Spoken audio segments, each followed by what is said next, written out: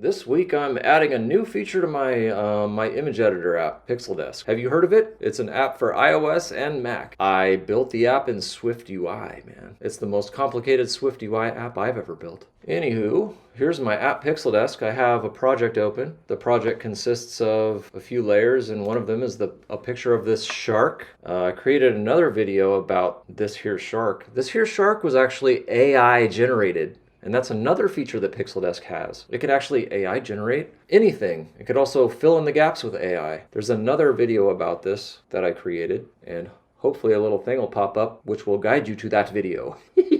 So, the project is open. I have selected an image layer, and you'll see that all of the tools that are available to image layers are here on the right-hand side. One of those tools that's new, it's new to the list of tools, is the eraser. And that's what I'm going to be working on this week. When you tap the eraser, all you get now is a little slider. And that slider is going to correspond to the size of the eraser. It's not working yet, but the idea is you select the size of the eraser, and that determines obviously how big of an area you will be erasing when you drag it across the image. It's not working yet, but I think it will probably take less than a week. That's my goal, is to get it done by Friday. Today is Monday, and I'm hoping to get this done by Friday. So that's about it. I'm going to be sharing the progress. I'm going to be doing a video per day. So each video will correspond to 1 day of development. I'm just getting started. It's still early in the day. It's 11:30 a.m. and I'm hoping to share some more progress after this transition.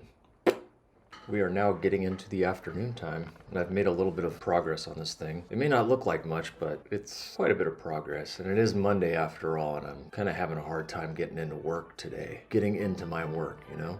You ever have that feeling?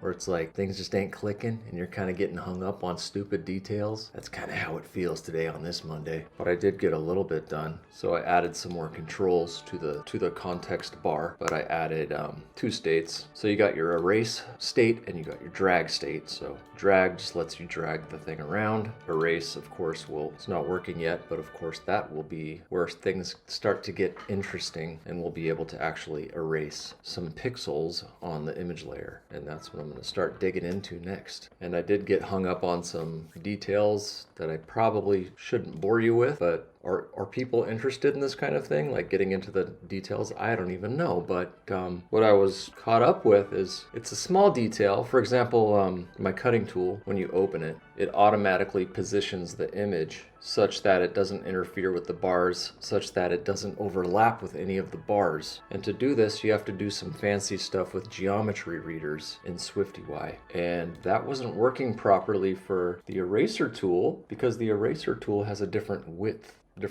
bar, so it was a condition that I hadn't seen before and that my logic for dealing with this stuff didn't account for. So I got hung up on that for a while. Do you care about that? I don't know, but that's it, man. That's what it was. And that's all I got to say about that. I think I'll do one more update for today before I call it a day, and hopefully it has some juicy stuff in it.